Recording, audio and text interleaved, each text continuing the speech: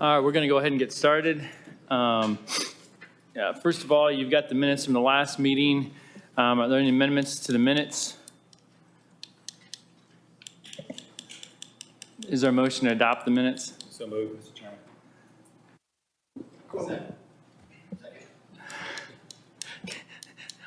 Can we take that by consent? All right, so now you have an agenda in front of you. And are there amendments, any amendments to the agenda? There's only one thing on the agenda. All right, is there a motion? Go ahead. Okay. Second. All right. So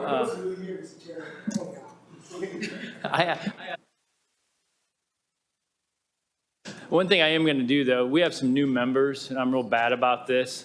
And so when Representative Hamilton isn't here to remind me, I forget.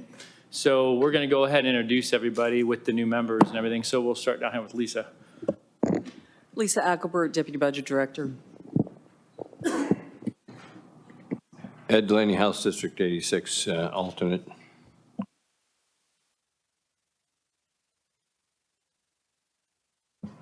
Rachel Bibler, Senate Republican Fiscal Analyst.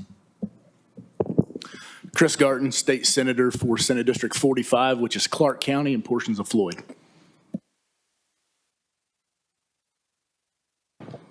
Liza Bartlett Sherman, Fiscal Analyst for the House Republican Caucus. Representative Bob Cherry, District 53, alternate. Jessica Harmon, Legislative Services Agency. Fadi Kaduras, State Senate District 30, north side of Indianapolis. Susan Preble, Fiscal Analyst for the Senate Democrat Caucus. Ben Tooley, Fiscal Analyst for the House Republican Caucus. Jeff Thompson, House District 28. Ryan Mishler, Senate District 9, North Central Indiana. Krista Ricci, Senior Fiscal Analyst for the Senate Republican Caucus. Joe Habig, Deputy Budget Director. Gorgie Porter, House District 96, Indianapolis. Eric Gonzalez, House Democrat Fiscal Analyst. Thank you. Zach, Chris, the floor is yours. Do you want to introduce yourself? Yeah, go ahead. Good morning. Thank you, Chairman Mishler, and good morning, members of the committee. We realize that the statutory requirements regarding the presentation of the governor's budget proposal probably didn't align well with your legislative calendar, so we appreciate you taking the time and coming in on this day to hear the presentation. So thank you very much. I'm going to kick things off and work through some background and a financial overview. And then what I'll do is turn it over to Zach to go through a lot of the programmatic and functional areas of the budget. But before I do, I would like to thank Zach, Lisa, and Joe, and the rest of the state budget agency team as far as pulling everything together with the state agencies and getting us in a position to start this discussion for the next several months. So thank you very much. I'd like to start something that we cover every year, and it's really our foundational or guiding principles regarding our budget preparation and our financial management for the state of Indiana. Really centers on four things: presenting a balanced budget with a structural surplus each year. And again, a lot of times we talk about reserves versus surplus, and just a reminder, when we say structural surplus, it's each year talking about, do revenues exceed our expenditures? Second priority is really funding our critical services to our citizens, and then maintaining a prudent level of reserves. And then if we do all of that, we should be able to maintain our fiscal standing in the state of, or in the country as far as one of 13 or 14 different states that have AAA ratings from all three primary rating agencies.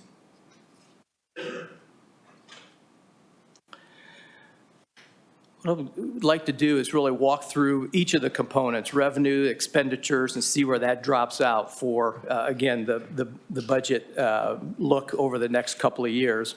This first slide just gives it some historical perspective of revenue by tax type. And what you can see here is the relative contribution from each of these major tax types: sales tax, individual income tax, corporate income, wagering, and then a collection of all the other taxes. You can see the history here from really, let me point out 2022, where we had a significant increase in collections, about 9 to 10%, and it was really across most categories, achieving a 9 to 10% increase. The forecast that we just heard last month shows that leveling off in 2023, and then really a growth pattern of about 3%, which is what we've seen historically before the pandemic, is 2.5% to 3% growth in revenues. Next table shows the appropriations in the budget, the governor's proposed budget by functional category. And you can see by the slices of the pie, there's really 3 functional areas that comprise 90% of all our appropriations. So when it comes to education, health and human services, and public safety, that's just shy of 90% of all the appropriations. Basically the same percentages from the first year to the second year.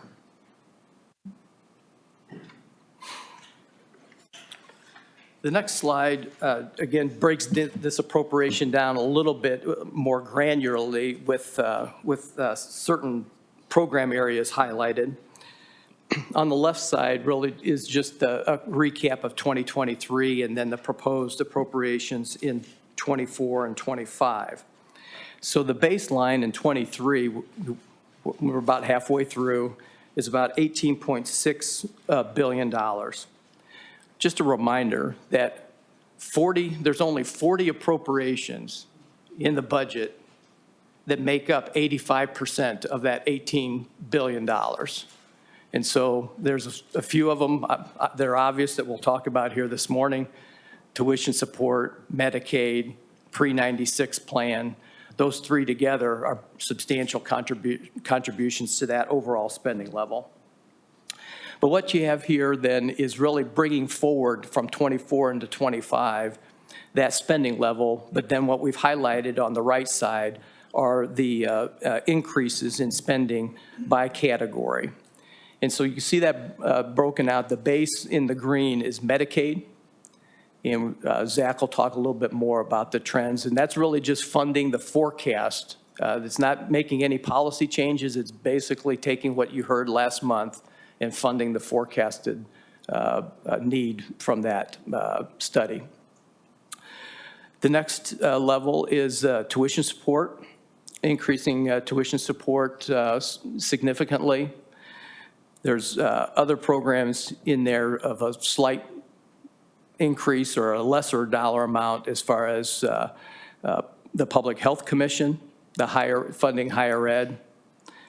A program that we'll discuss here is the textbook and curriculum reimbursement. And then the other, if you look at what is the add-on of just the core services from the blue bar, the base level of existing programs, it's about 5%. And that's what the red, the top of those 2 charts represent.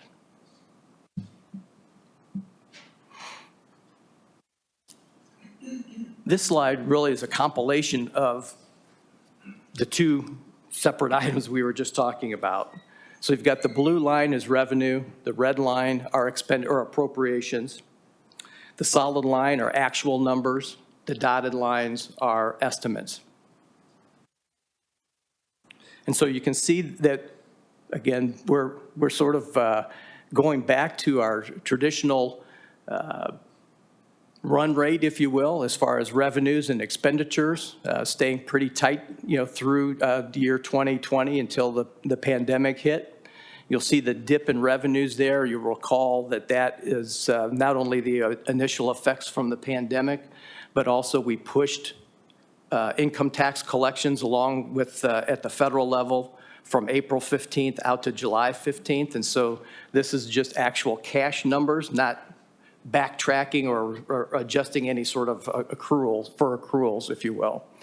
But then starting in 21 and 22, you can see the substantial increase in revenues that have been collected. But the solid red line still shows the appropriations that were, that the statutory spending levels and authorizations that were established in April of 2021. And so that is what has created that separation there. So then the top blue line, the dotted lines, you show, again, the moderation in revenue in fiscal year 23, and then continuing on that modest growth rate from the revenue forecast. The dotted line in red shows the appropriations in the governor's proposed budget that we're presenting today.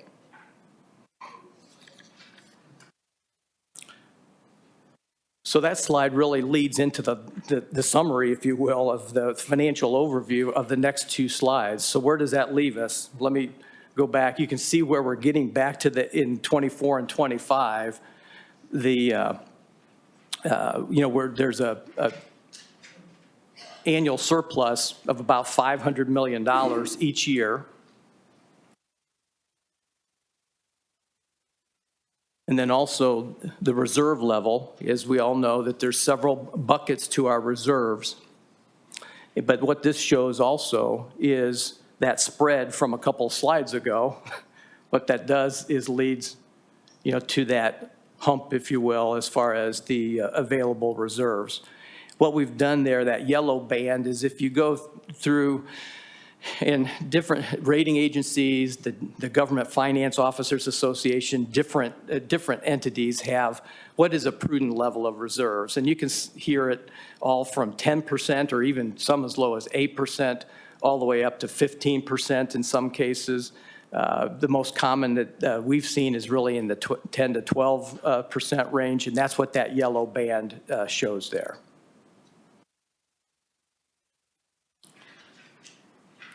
So I'll turn it over to Zach to get into more of the detail. All right. Thank you, Chris, and thank you, Mr. Chairman and members of the committee. The first slide that I'm starting off with here today is just a reminder of what this process has looked like for the budget agency in terms of sending out instructions to agencies back in March of last year. The big thing they were interested in, obviously, is the base budget. When we did this 2 years ago, the base instructions required agencies to calculate their base by subtracting 15%, first of all. And so this time around, I think most agencies were pleasantly surprised to see that the base calculation was simply whatever your FY23 appropriation is, the current year, that would be your starting point for the new budget. We also sent out capital instructions, and then over this last summer and fall, we've met with every single agency and the judicial branch agency as well. We set a deadline of August 22nd, a little bit before the statutory deadline of September 1st. And, for the most part, got really good compliance with all agencies and separate branches, separately elected, on their budget requests. The next slide is simply just to serve as a reminder of what is due as part of from the budget agency as part of this process. And so we are required by the second Monday of January, which is next Monday, to present a budget report with a statement of budget fiscal policy, a budget summary of expenses, revenues, surpluses, and deficits, 2 years of historical information, both revenues, spending, a detailed description of our capital improvement program, a budget bill, a tax expenditure report, a summary and justification for workforce-related programs. And again, just this budget report is not just for the general fund, but it's general, dedicated, as well as how the state anticipates using federal funds over the next 2 years. All of this information, if it's not in your packet today, it's been posted on the budget agency's website, which is www.in.gov/SBA.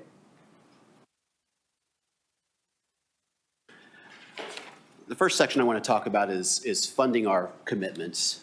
And so we start off about every year with making sure that we've taken care of our pensions and OPEB obligations. We have fully funded the actuarial determined contributions from INPERS and others for our state-funded plans.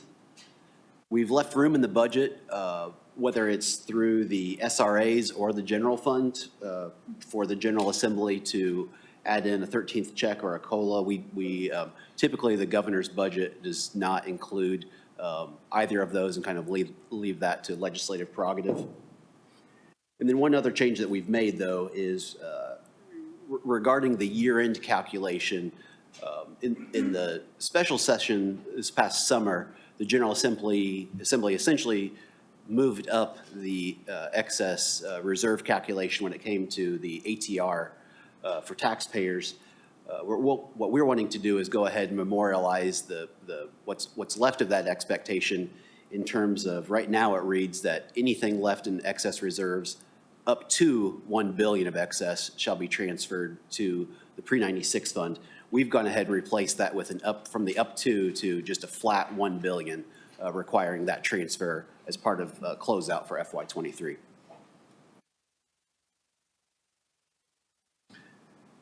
Next section in terms of taking care of our commitments is debt service, and just as always, the budget bill fully funds the commitments that we have through the Indiana Finance Authority, whether we're talking about transportation finance paid by the State Highway Fund, university fee replaced debt backed by the general fund, stadium and convention center debt, which has its own revenue source, but we still put in a general fund appropriation as a backstop. We still have a little bit left on the State Office Building Commission debt paid for by the general fund. The Indiana Motorsports Commission also paid for by the general fund. And then the East End crossing, which is covered by tolls primarily, but also has an appropriation from the State Highway Fund.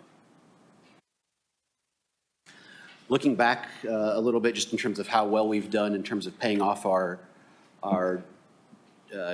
debt load during this administration, you can see that overall our tax-funded debt, whether it be gas tax-funded or state tax-funded, other general fund tax-funded, has dropped by 31% since the beginning of this administration. In another slide, I'll talk more about the specific increases to Medicaid, but I thought this was a really important slide to show Budget Committee. As always, we get a Medicaid forecast in December, make sure that we fund that in the governor's budget, and then there's an updated forecast in April. What I just wanted to illustrate, and maybe this was a little self-serving, this goes back to when I started at the budget agency. I just wanted to kind of see what the increases have looked like in my almost 20 years at the budget agency. And you can see we had a $1.4 billion appropriation from the general fund for Medicaid back in 2006. And in this budget, we're proposing by the end of this new biennium, $3.9 billion for Medicaid assistance. I mean, that's 179% growth in 20 years, and this is simply our fastest growing. I mean, sure, there's an appropriation out there that's probably went from $500,000 to $1 million to maybe $2 million over time, but in terms of large appropriations, this is the one that is the fastest growing of our large appropriations, and it is the second largest appropriation in the budget.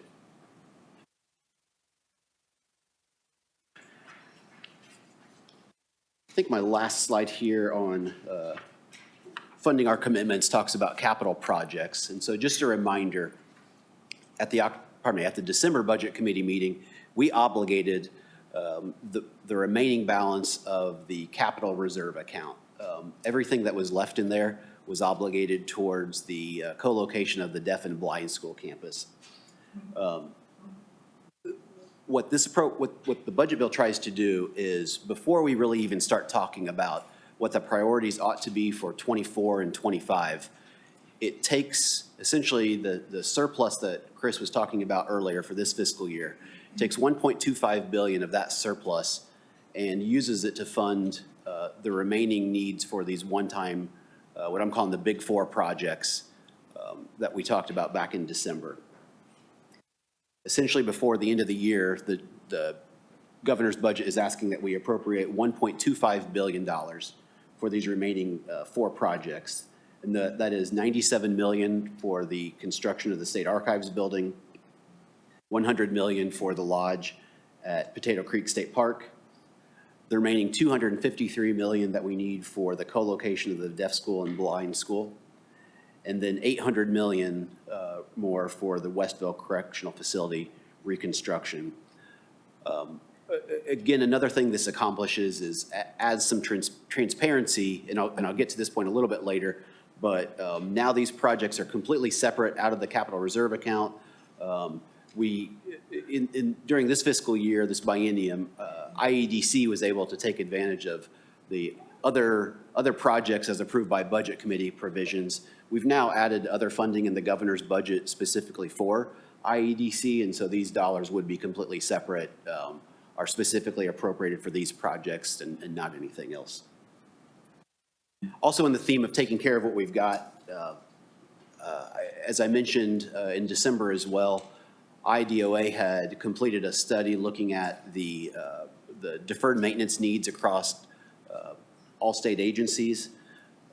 That report indicated that we would need to spend approximately another $300 million to finish getting caught up on deferred maintenance, and so this budget appropriates $300 million for that purpose.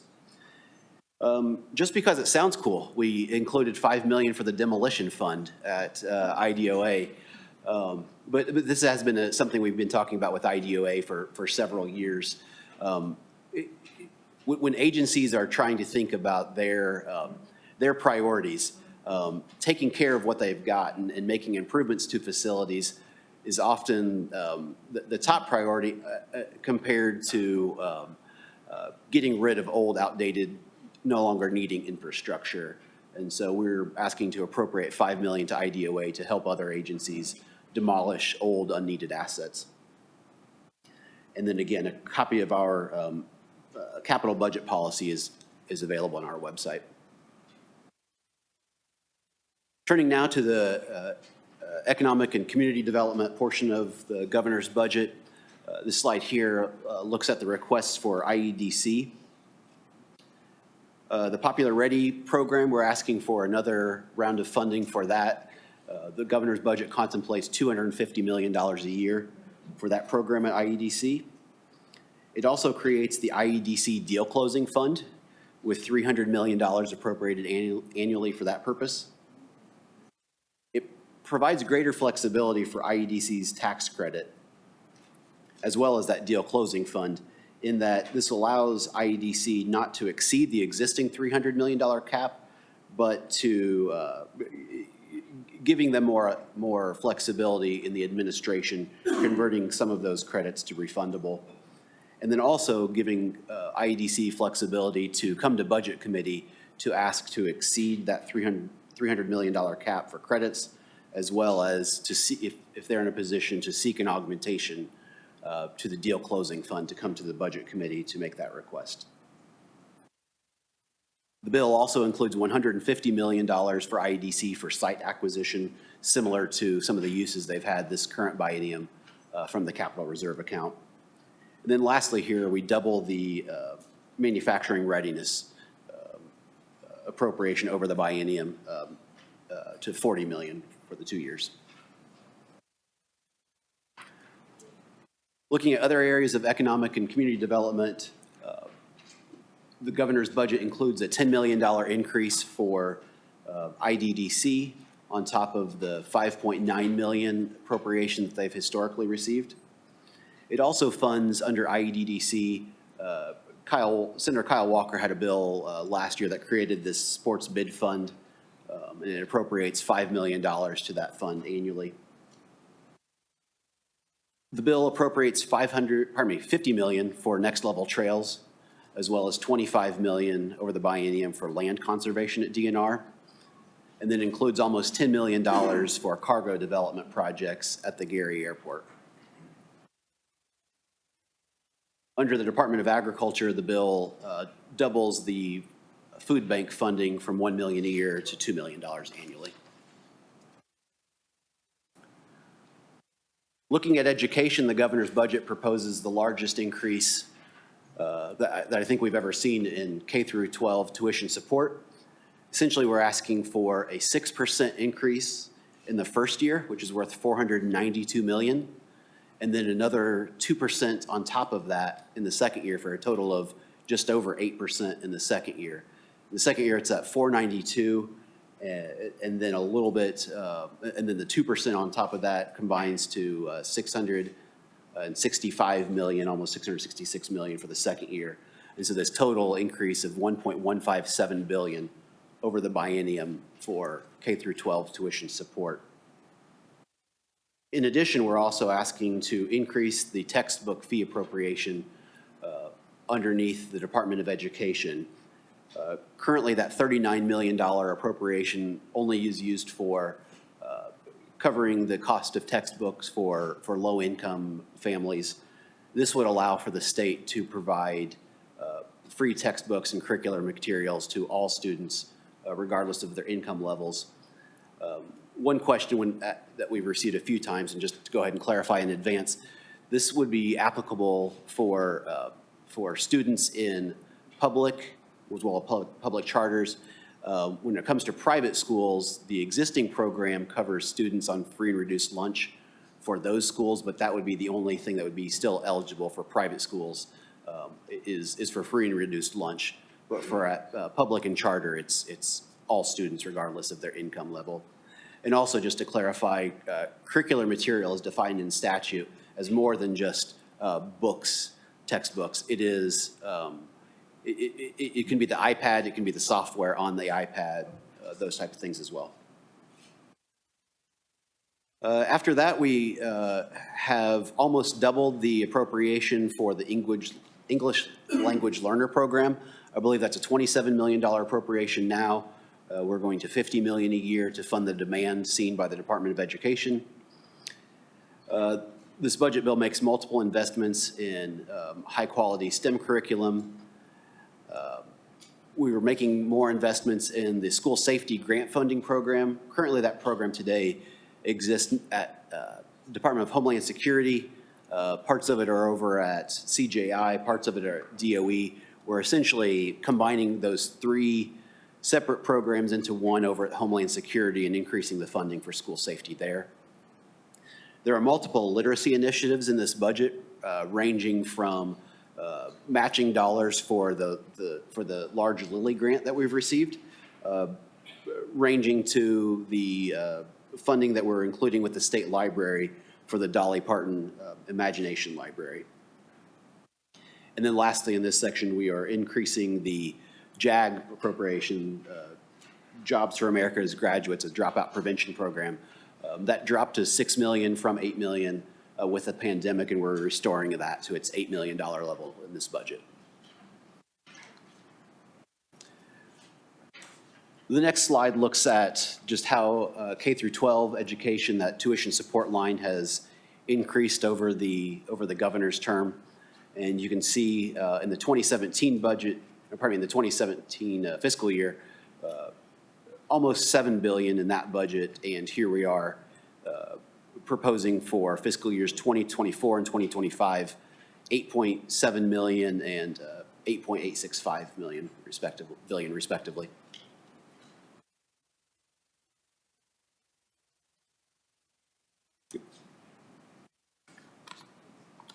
For higher education, we're proposing the same increase, essentially 6% in the first year and another 2% for 8%, a total of 8% in the second year.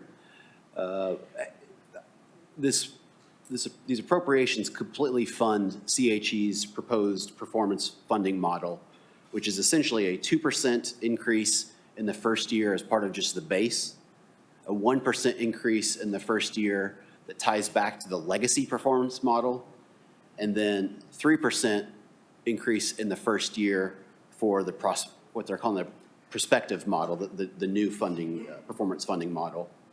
With the extra 2% in 25, the idea is that CHE would add 1% to that base to bring that up to 3% in 25, and then add another percent to the prospective portion in 25 to bring that from 3% up to 4%.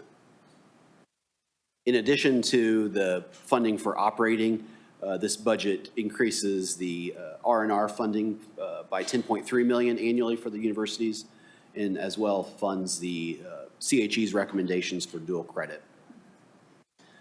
The budget bill also includes an appropriation under CHE, $10 million in fiscal '24 for Martin University, which is Indiana's only predominantly black institution, serving many first-generation college and low-income minority students. And the idea is that this $10 million could be used for operating assistance or capital assistance, and that would be subject to Budget Committee review before the release of those dollars. Looking at adult education and workforce development, the governor's budget proposes expanding the Goodwill's Excel Centers. The budget asks to increase the number of spots available for the Excel Centers by 450 seats in the first year, which costs approximately $3 million. And then in the second year, it's those same 450 seats plus another 1,200 seats at new locations, primarily identified in Southwest Indiana, ranging from Evansville to Terre Haute. The 450 seats plus the 1,200 seats adds to about $11 million in the second year of the biennium. The budget bill increases the funding for the Graduation Alliance for adults turn a diploma or credentials online, grows that to $1.5 million annually. It also increases the adult education program funding over at DWD by $4 million in the first year and $8 million in the second year, essentially to eliminate any wait lists there. The bundle of next level jobs appropriations are also being increased in this budget, with the workforce ready grants at DWD becoming $6 million a year, employer training grants at $17.1 million a year, also at DWD, and then at CHE, the high value workforce ready credit bearing grants increasing to $6.1 million annually. Back at DWD, we're also proposing a pilot program in the UI area to encourage recipients to receive or to work on a high school diploma. Essentially, this pilot program would offer, I believe, $4,000 a year, up to $4,000 a year to 1,000 individuals for encouraging them to get the high school diploma while they're on UI. And then lastly, on this section, it appropriates $7.5 million to the governor's workforce cabinet for additional workforce initiatives as approved and determined by the governor. There are several recommendations coming out of there, and we just wanted to identify some money that could be transferred later to DWD, CHE, wherever makes the most sense. Under the category of health and wellness, the governor's budget funds the Governor's Public Health Commission's recommendations. $120 million in the first year and $227 million in the second year. And as you can see here, most of those dollars get passed along to local health departments, $100 million in the first year, $200 in the second year. Back to Medicaid for a moment. The Medicaid Assistance Program, Medicaid Assistance Appropriation is growing by $706 million in the first year and $968 million in the second year. The next three bullets try to break down where those increases are coming from, with approximately $587 million just due to the forecast in the first year, almost $800 million in the second year coming from the forecast. FSSA has requested funding for provider rate increases as part of this budget, and those total $121 million in the first year, $161 million in the second year. I'm sure people would be interested in more details there, and we can provide that at some point. I'll just say that the providers being contemplated are home health, dental, non-emergency medical transportation, as well as waiver providers for aging, DDARs, and DMHA. And then lastly, there are some other policy adjustments being considered, not necessarily rate increases or anything like that. Those result in lowering costs by $2.2 million and actually it should be 24 instead of 25, and then a slight increase of $13.5 million in 25.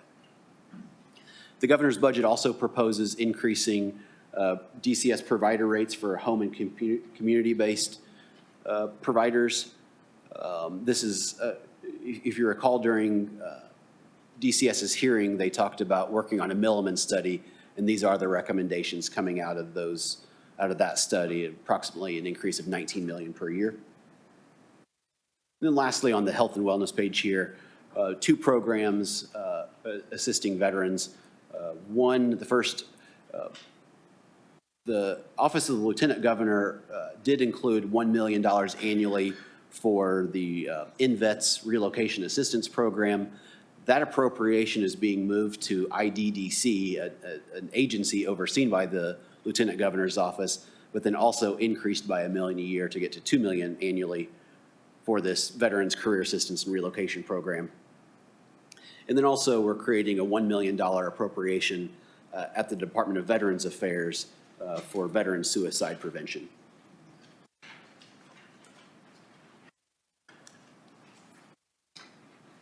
Moving on to public safety, we're making several changes to compensation for our state police troopers.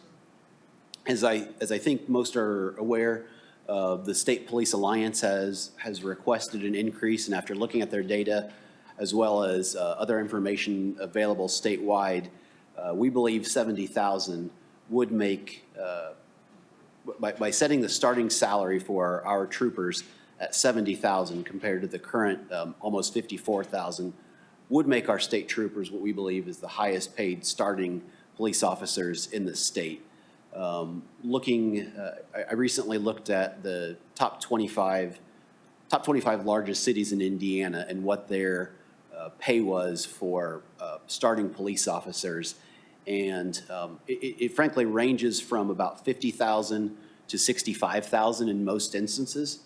But I can say that there's definitely a band in this 65 to 67,000 range where you have Bloomington, West Lafayette, Carmel, Fishers, Zionsville, kind of all clustered around 67,000, give or take. And so this makes us not only competitive with those jurisdictions where we are losing a lot of our officers as they transfer, they go through the State Police Academy, but then transfer to one of these other police departments. This makes us not only competitive with those police departments, but also acknowledges the additional rigor of our academy and the additional responsibilities that come with being a Indiana State Trooper.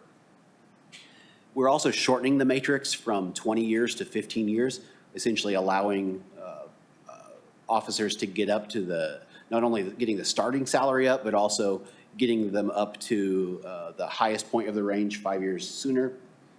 And then just as a reminder, the way things work currently, whatever the matrix looks like for Indiana State Police, DNR as well as excise, the ATC, follow that same matrix by law. Gaming Commission follows that same matrix for their officers by practice, but not by law.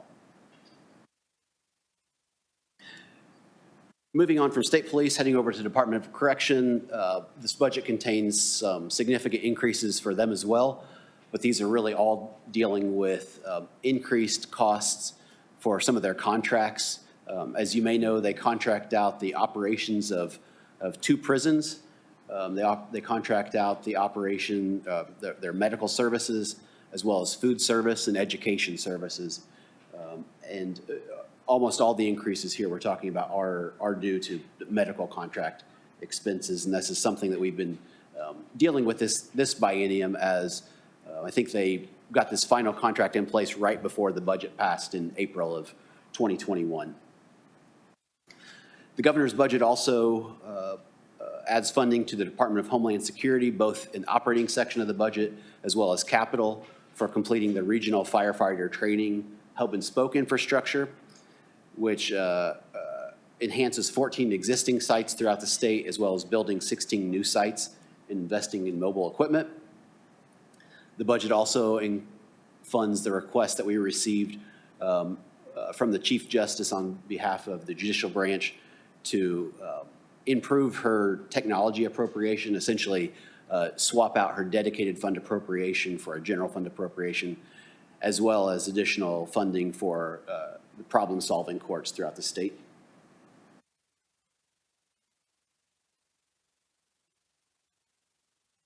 On to good government. This budget formalizes the appropriations that I mentioned to Budget Committee back in December when I talked about the overhaul of the state employee pay plan. And just as a reminder, that was the first comprehensive review of our pay structure going back to the 1970s. The overall cost of that was about $250 million, with the general fund picking up the majority of that at about $160 million. The rest of that is being picked up by dedicated funds such as the State Highway Fund and then federal funds as well. And since we last spoke, at that point in time, it was just for executive branch employees underneath the governor. Since then, we've also worked with the judicial branch as well as separately elected offices and as well as quasi-agencies to crosswalk their employees to the new ranges and help them determine what type of salary increases, if any, might make sense for their employees. Next, under good government, the budget proposes making a few changes to the agency settlement fund. As I've described a little bit, we have multiple settlements occurring in this fund now. What I'll say, the traditional settlements that we've always had in this fund are still going in there. But then we've started receiving a number of opioid settlements as well. We have some opioid settlements that came in prior to the passage. I keep saying 1169, and I need to double check whether that's right or not, but passage of 1169 from the short session last year, which directed opioid settlements in different directions, whether they're going to the state or locals. We actually received one settlement prior to that passage. So we have some opioid settlements that follow that old law, some opioid settlements that follow the new law, and then since then we've also received a dual settlement as well for dealing with tobacco and nicotine. And so what we're basically trying to do is provide ease of accounting and more transparency as far as what's in those funds by separating out the opioid dollars completely from the rest of the agency settlements fund. Lastly, on good government, I believe one of the summer study committees last year, there was a discussion about BMV looking ahead at what their new system needs might be. And I don't think we are in a position to need a new system at BMV in this biennium, 24 and 25, but I think it is a good idea to go ahead and add some planning dollars in there. We've proposed adding $500,000 to go ahead and start the initial planning so that when we do get to that next biennium, 26 and 27, we're better positioned at that point in time to proceed with a larger overhaul of their system. Thank you, Zach. As I started out, they've been busy, and so I appreciate your summary of the governor's proposed budget, and appreciate all of your attention as well. I hope our presentations over time indicate that we take this budget development process very seriously, and what Zach went through and what the governor's proposing, we think reflects a responsible budget for your consideration. But it also reflects, I think, the new revenues that we're collecting. It also reflects the reserves that are available. And so it gives us the capacity to consider additional investments in ongoing programs and consider new investments that we believe are sustainable. And as we showed on the one of the graphics, it still leaves $500 million each fiscal year with an operating surplus, and then reserves at the end of each fiscal year of $3 billion, or roughly 14% of our revenues. So with that, we'll pause and take your questions.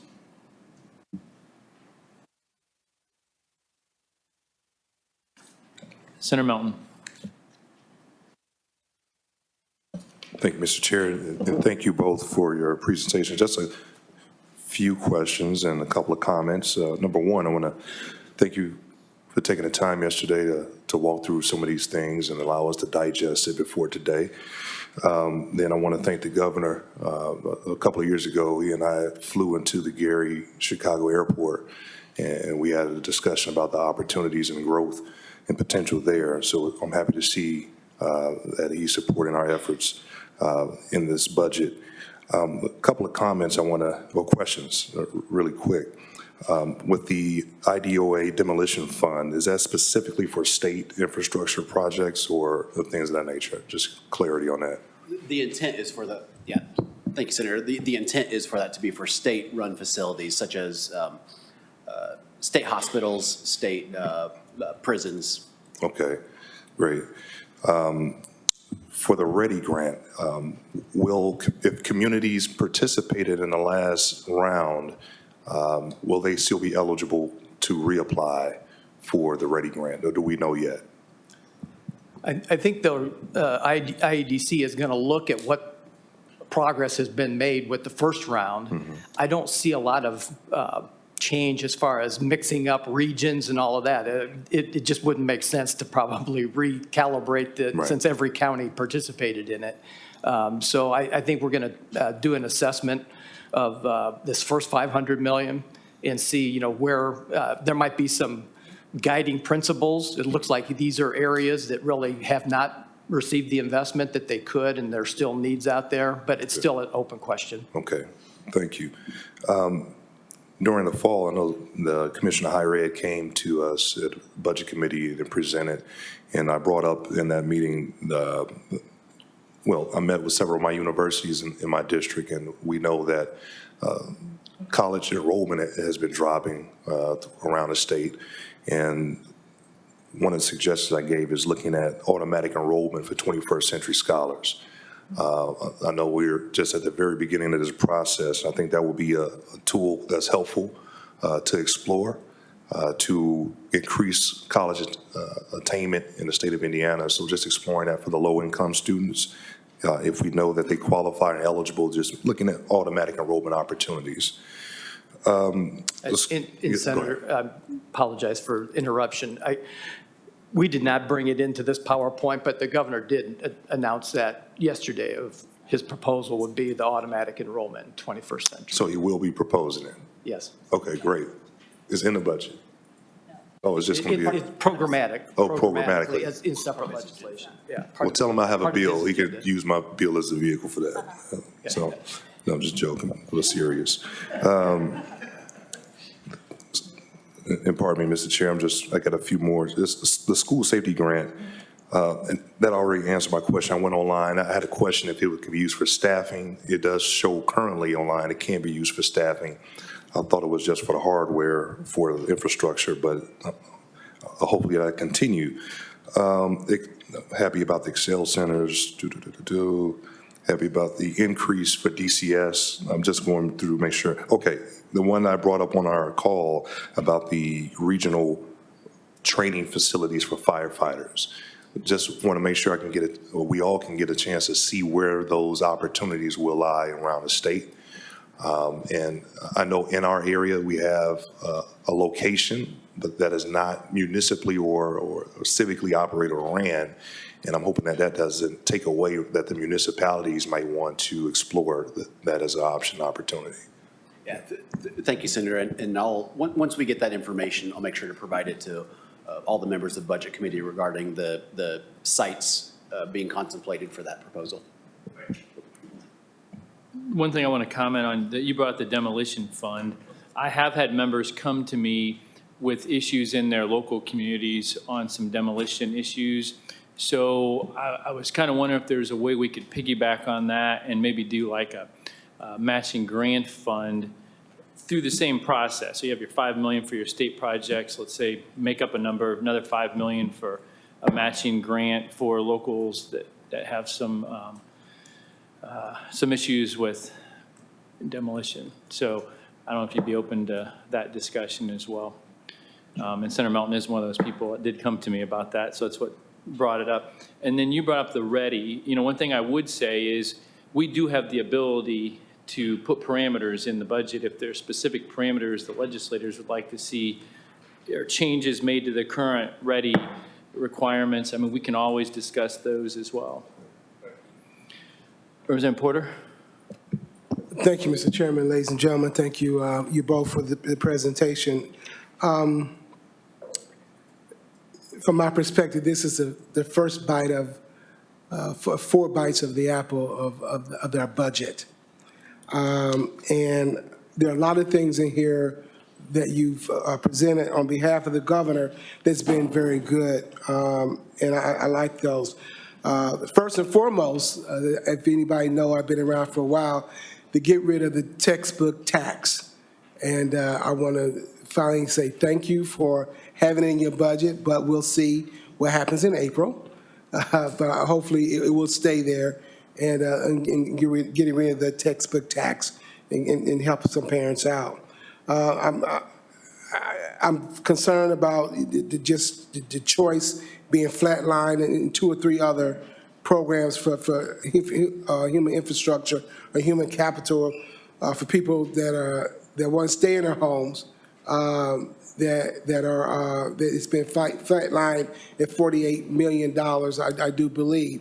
I know we had numbers, and that's been flatlined for like 20 years now. Yes, sir. If I can interrupt you for just a second, Representative. While the appropriation in this one, you're exactly right, is flat, the amount that we can transfer to Medicaid, we've lowered by, do you recall, Joe?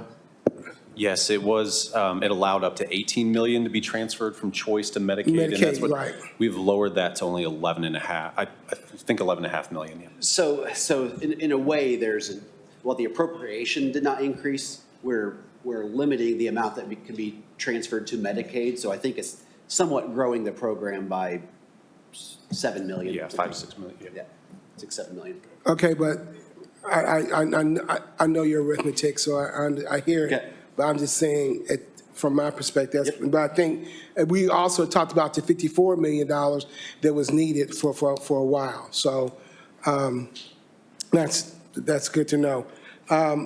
Pre-K funding, I appreciate that, in regards to that, but we still really like to offer more education for K-12 and pre-K funding across the state and really get rid of these pilots that has been there for a while now, and also dealing with mass transportation for our communities.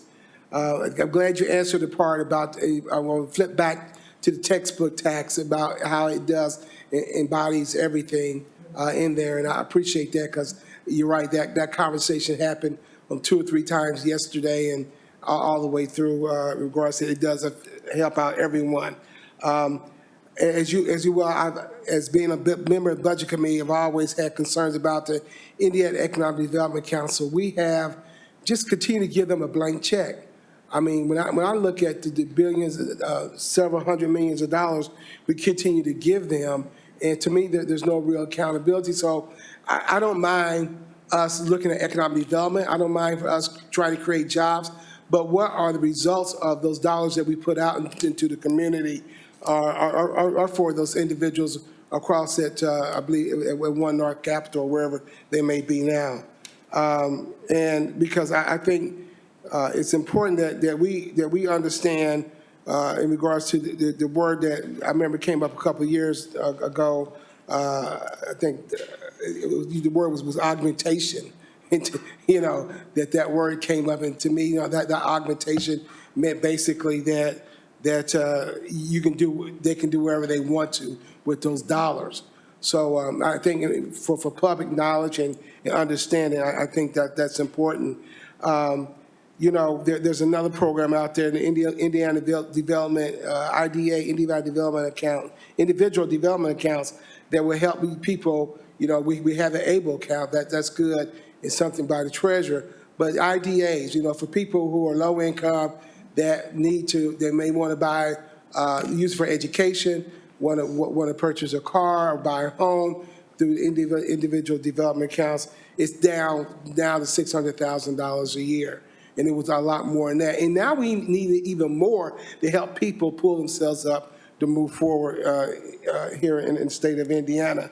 And we'll talk about the Division of Workforce Development. Every year for the last at least 10 years, We reinvented and said we keep hitting the reset button on the Division of Workforce Development or workforce development in general.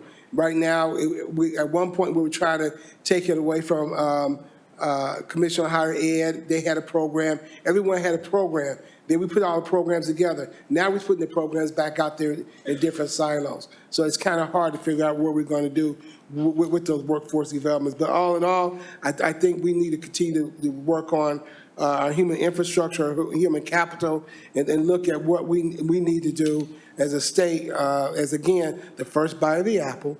You know, we get 4 good bites, you know, on this. And the last bite will be in April. And I just hope that we will continue to move forward. And again, I embrace this first and conceptualizing this first bite of our budget, eliminating some things. But I want to make sure that we continue as a body understand our needs for the public health initiative, and I think it should be funded what originally $248 million every year. I think it should be there.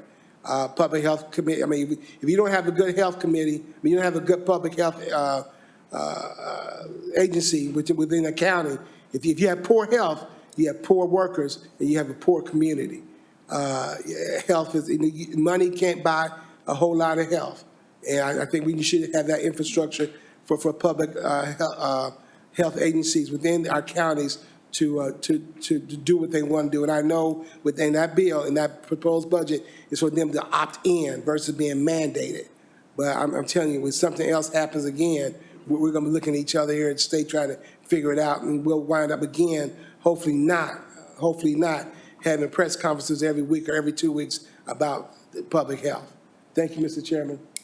Well, you know, Representative Porter, that bite gets better every time. Yeah, I know it does. Particularly it goes to the Senate, right? Yeah. It's really good. It's really good and sweet, right? I look forward to it. Yeah, if I could have you turn to the last page, the first conclusion on the last page references correctly that there were capital projects prioritized in the 2021 budget, but there was one very large project that was not identified at all in page 86 of the budget in 2021, the capital reserve account, and that is the project I call the West Lebanon project, or the Boone County project, or the LEAP project, whatever name you want to call it. I think once I heard it referred to as a desert, some kind of a desert project. That was not specifically authorized. Is your proposal to preclude that happening in the future, that over $100 million could be spent on something that was never authorized by the legislature? It did come through the budget committee, but was never specified to us. Are we going to have that happen again? The legislation allowed projects to be presented to the budget committee for their approval. And that's what the IEDC projects used. But all it said was that it specified the blind school, Potato Creek Park, and so forth, and then, quote, for another purpose after review by the budget committee. Correct. So when the legislature voted for $550 million for the IEDC under this fund, we had no information that it would go to this project, did we? Specifically that project, probably not, but it provided the opportunity to bring projects that were deemed worthwhile to this body for approval or for review. Well, I share with Representative Porter the concern about the latitude given to the IEDC, and I think this is an excessive instance, and I will have a proposal to specifically preclude this from happening again. They spent over $100 million that I'm aware of. Going on with that, what's the future? Is that the so-called land acquisition part that you referred to earlier? That's correct. And so to get to the second part of your question, as far as going forward, we now have the appropriation for the 4 large projects that Zach has mentioned. So those are all going to be itemized that way. And then the IEDC budget has both the deal closing fund and the site acquisition fund, which would be a one-time deposit into a revolving fund to purchase land. If they sell land to to the companies, the prospect, then that money could go back into that fund, but it would be a $150 million fund. That's already happening, isn't the Lilly portion of the Lebanon project? That's part of their They paid transaction. $50 million for the ground they're going to use. They're going to pay $50 Right. million. That, Is that the proposal, that the new companies, whoever they are, that come in there will be buying the ground and paying the state back? well, from a fiscal perspective, I'd like to see that, but I can't say that that's going to be the procedure going forward for every single prospect that the IEDC is pursuing. Is the legislature supposed to have a role in determining the parameters of these land purchases and whether or not we get paid back? Do we have a role in that? I think the capital review comes, I mean, since it's a capital expenditure, will come to this body. Come to the Budget Committee? Yes. Okay. And going on, you've referred to this, the IEDC Deal Closing Fund. What is that? What deals are being closed? Well, it is a continuation of what was done in the last session where there was, again, Representative Porter may not like the term, but it was augmentation of $300 million, which is used as a performance grant for the Stellantis transaction with Samsung up at Howard County, the GM transaction up in St. Joe County, as well as other deals that they're working on. Is the Boone County project in that too? It could be, but I don't believe it is. And I assume the site acquisition is not just limited to that one county. It could be No, it could be, elsewhere in the it could be state. other opportunities of large tracts of land that make for good business sense of economic development. Do we have a history as a state of doing this, going out and buying essentially raw land and holding it aside for potential use by businesses in the future? Do we have a history of this before the Boone County transaction? I know the locals do this. They have their industrial development parks, but has the state done this before? I can't speak to that as far as actually taking title to the property, but I mean, we're all familiar with Subaru, Isuzu 20, 30 years ago. Right. You had steel mills up in New Carlisle and St. Joe County. You have Honda over in Greensburg, and down in Princeton, you have the Toyota plants where there were significant investments made by the state to offer those opportunities. Did we buy raw land before there was a customer? I can't say whether we All have right. or not. So I just think this program deserves real attention. There are other areas of the state besides Boone County that might like to benefit from it, but we ought to know what the rules are, so. I think that's the intention, is it to be broad-based around the state where the opportunities are presented. Yeah, and I see that intention, and I obviously approve that. A technical question, you said $50 million more, quote, more for next level trails. Is that more than was in the last budget? What's more mean in this case?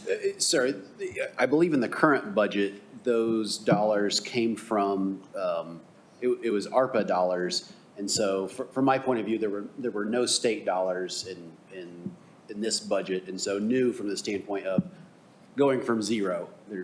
Zero state dollars into 50 million, okay. On the universities, we're losing students. The enrollment decline is in the range of 25,000 students, I believe, at our state universities.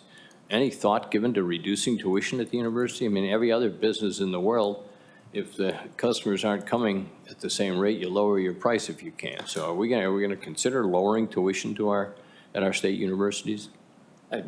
I think it's probably best that we stay in our lane and let the Commission for Higher Ed work with the universities on that. Well, I wouldn't think of them as totally independent of the administration. But does the governor support the idea of lowering tuition at our universities, or is, in light of the decline in enrollment and in light of the deep, deep concern about student debt? I mean, if you don't incur the debt because the tuition was lower, you're not going to have to pay it. So is the governor supportive of lowering tuition at our state universities? The governor supports this funding mechanism, which is going to include metrics for retention of students.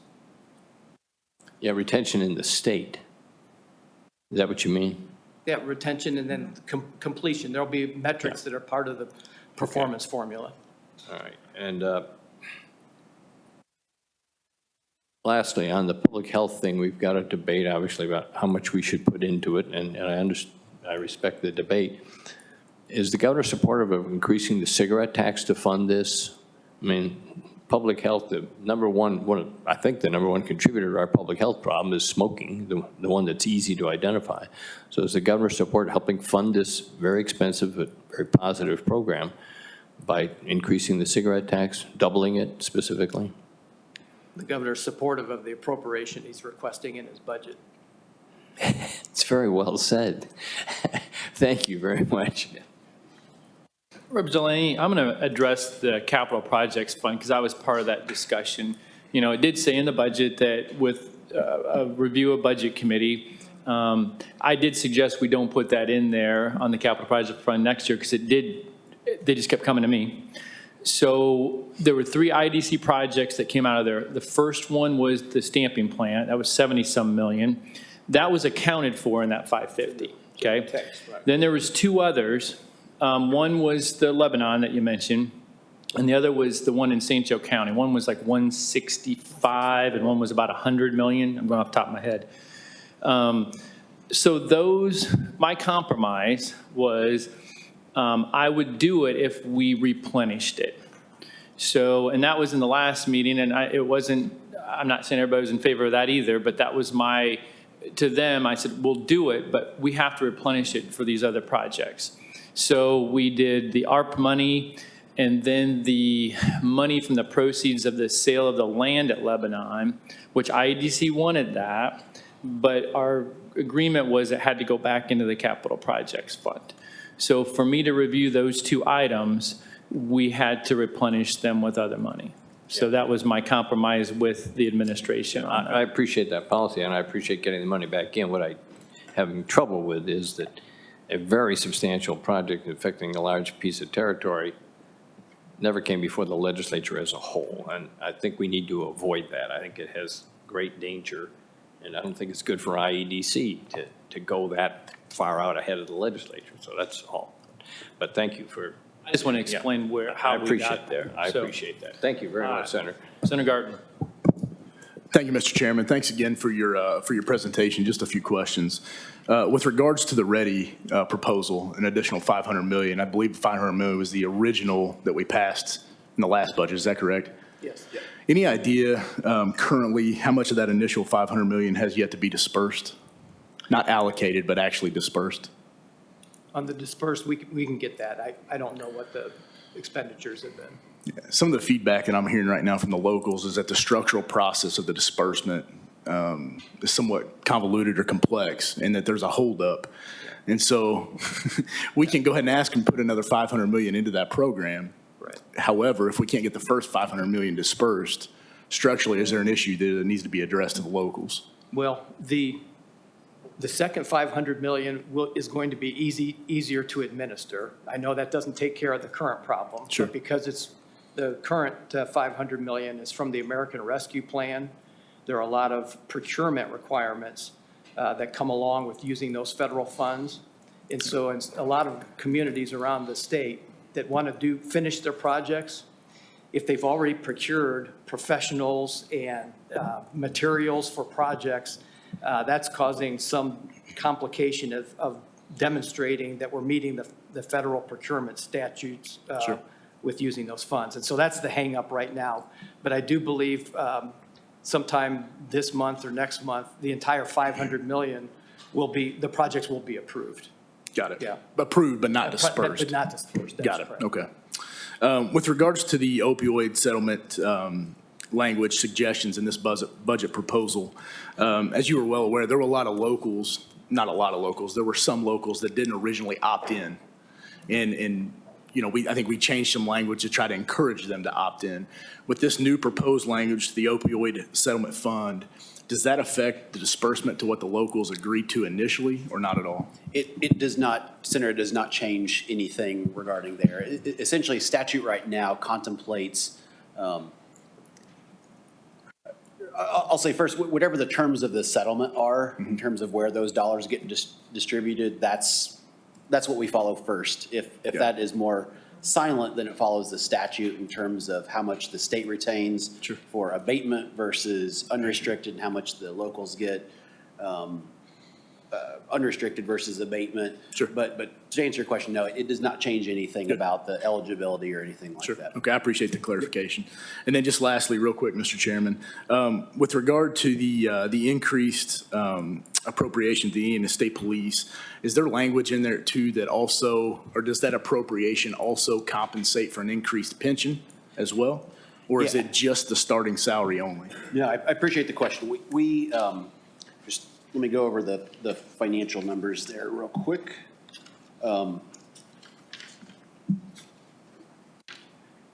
So the cost for the increase for Indiana State Police, for their troopers, is approximately $37 million.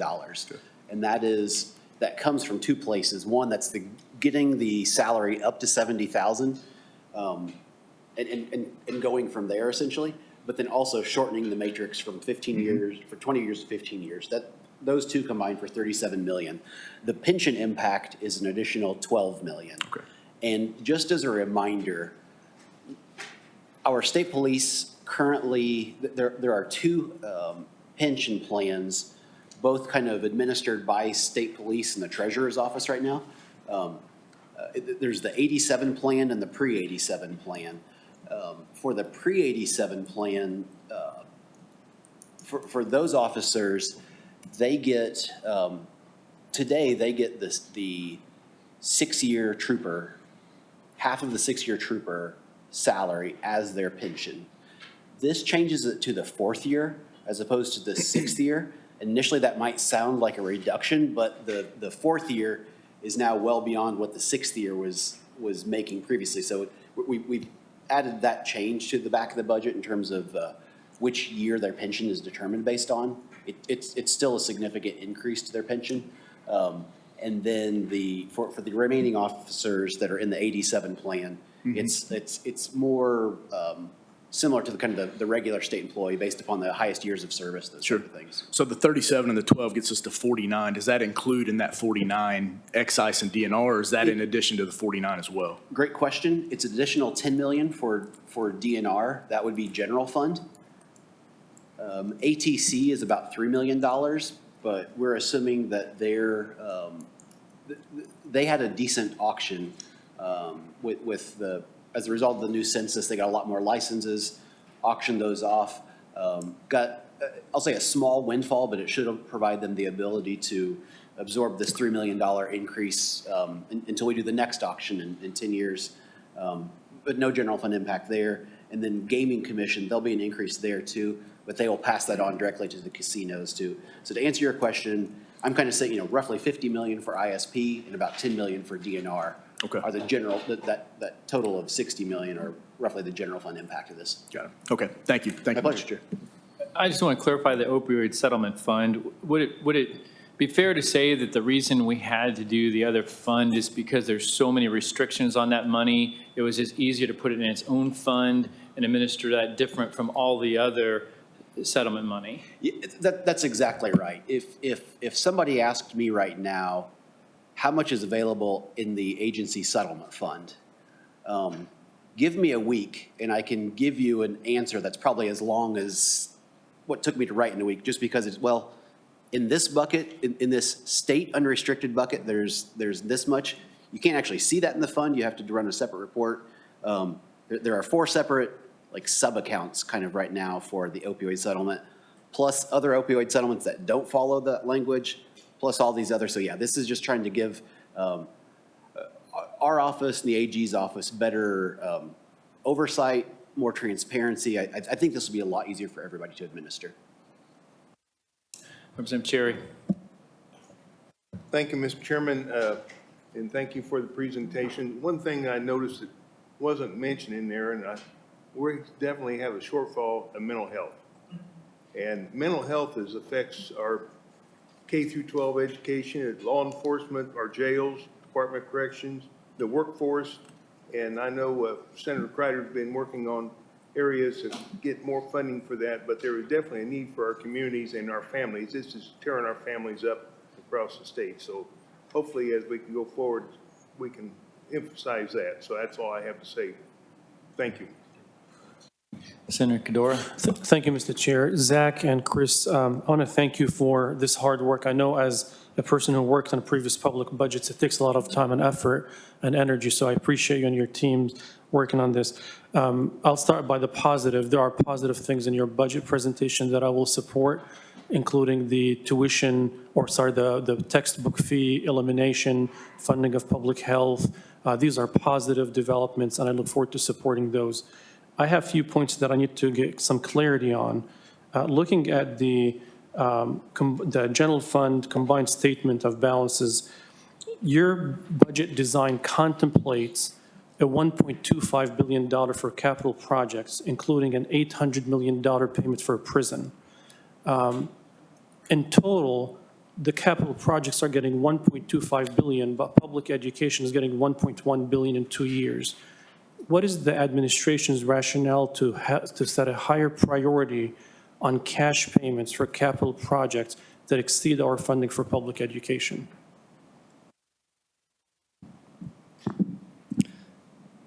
I think they're both priorities.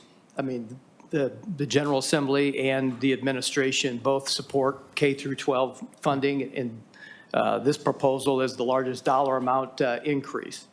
But the projects also are priorities for many stakeholders around the state of Indiana.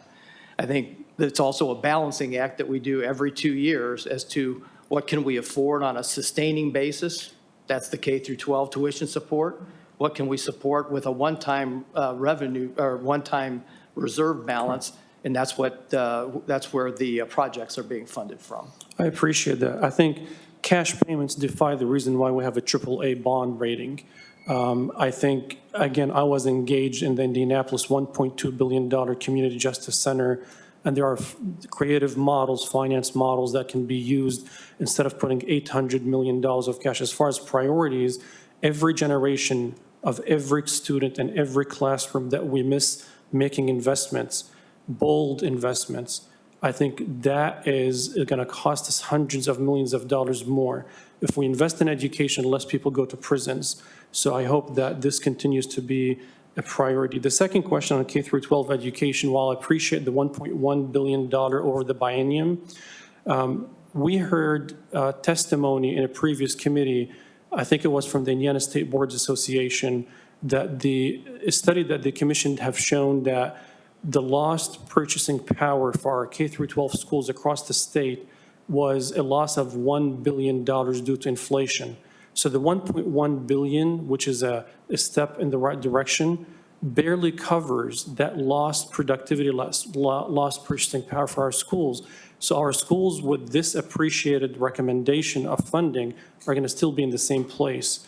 And what are your thoughts on that? I mean, I know that we have surpluses that we talked about. Shouldn't we be putting more money then? I know it's a lot of money, but shouldn't we be putting more money to address the teacher shortage, to invest in our schools, to deal with the literacy program, which I appreciate there's some funding for that.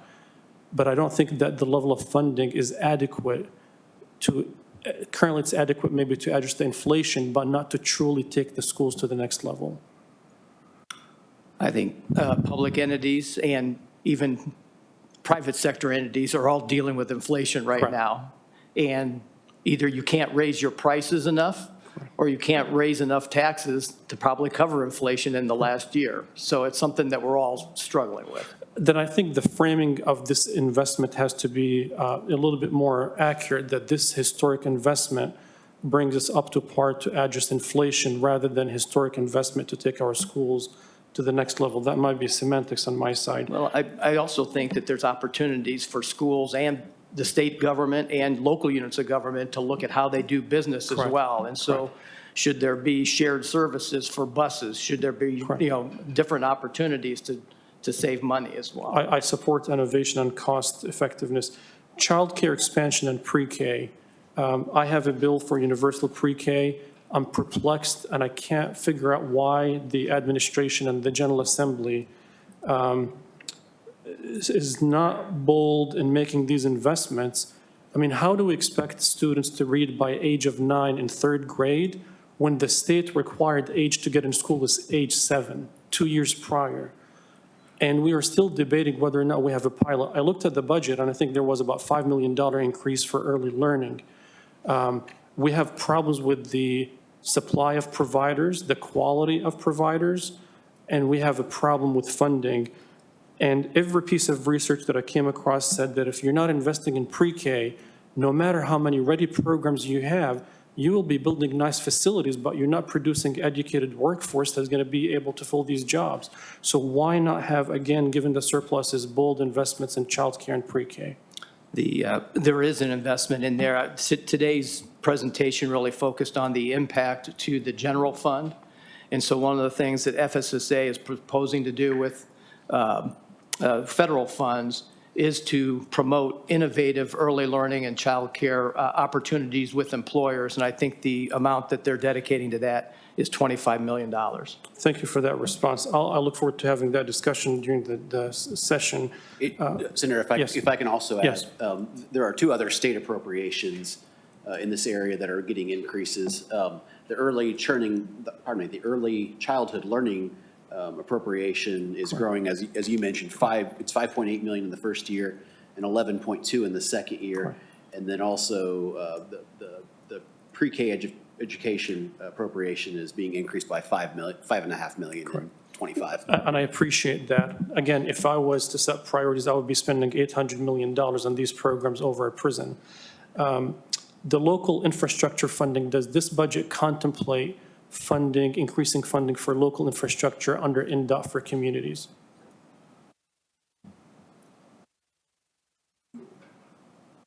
Well, this was a general fund budget, and so we can get more details as to what the status is, like on community crossings and their Yes. other local programs. And that was specifically, it's another bill that I'm working on for next session to increase funding for community crossings. We'll talk about that later. My last 2 points, I've been here for 2 years. I am not exhausted, but I am frustrated. I am frustrated with our discussions on the brain drain issue. There are no bold investments in this proposal to address the brain drainage problem. If you look at the presentation, workforce development gets 2.3% over the 2 years. It's stagnant, 2.3% when we have a crisis in that. Public safety declines by 0.1 of a percentage point investment from 6.1 to something else.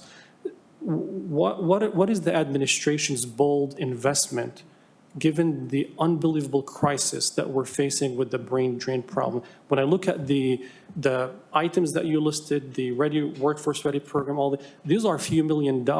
We're proposing $500 million for a ready program to come up with shiny capital projects that we might not even be able to fill with jobs, but we have all of these people that we're losing, young people leaving our state. What is the administration's response to this crisis? I think you heard last month or in November or October from Chris Lowry, the Commission for Higher Ed, and that's part of this funding formula is to retain our graduates, not only incentivize completion, but the retainage there. So I think that was part of the funding mechanism. I think collectively it was $184, $190 million for that, which we haven't really proposed that level of spending with higher ed in a long time. Appreciate it. The final quick point, I agree with Representative Cherry on the mental health piece. I think in our discussion yesterday, we acknowledged collectively that this budget does not fund the recommendations of the Behavioral Health Commission, and it leaves it to the General Assembly to act on that. Is that correct? I'll have to, let me follow up on that. Sure. Great, I appreciate that. Final question from yesterday also, home health services for disabled children, for folks who are aging in community. How much are we increasing the funding for home health services across the state? Yeah.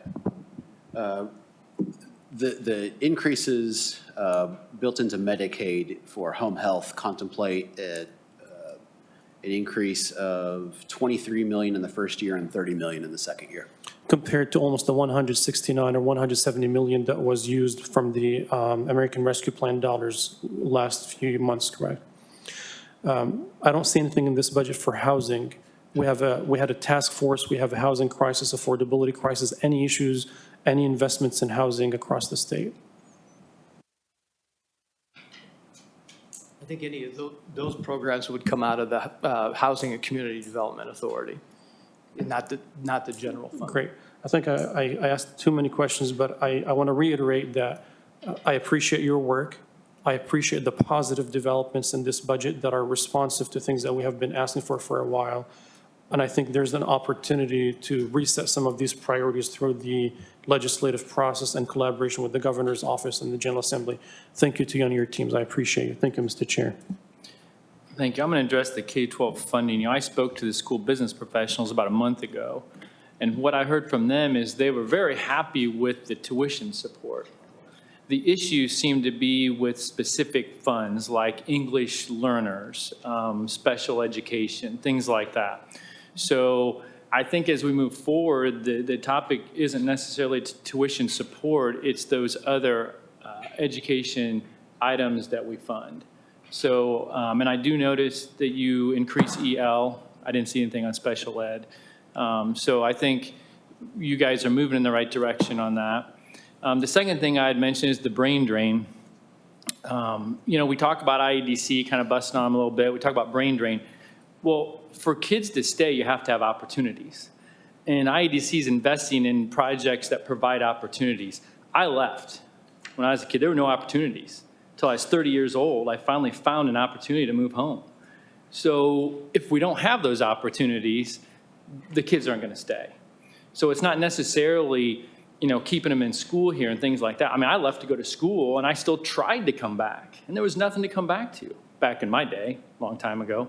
But so I appreciate all that the IEDC is doing to provide these opportunities to bring jobs here so a kid can finish school and actually stay here and work. So I think we're moving in the right direction. We have a long way to go, but compared to where we were when I was coming out of school, we've come a long way. So we see a lot of younger people actually staying. In my day, they didn't stay. So I commend you and even the previous administrations for kind of, you know, working on that, but we have a long ways to go. So any other discussion from the committee? One thing I want to mention is, you know, we go on these statewide trips and someone has to organize that agenda, and it always goes off without a hitch. And I know working with me as the chair is difficult because my schedule at home's tough, and I don't give our scheduler much time to put the agenda together. And so I just want to mention Sola, who does all that and works hard to make all our trips successful around the state. This is his last budget committee meeting.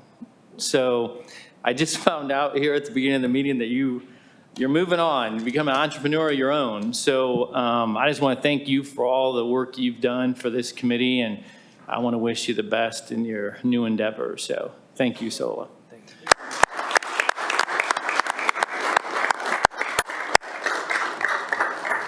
Well, if there's nothing else, then we'll adjourn. Thank you.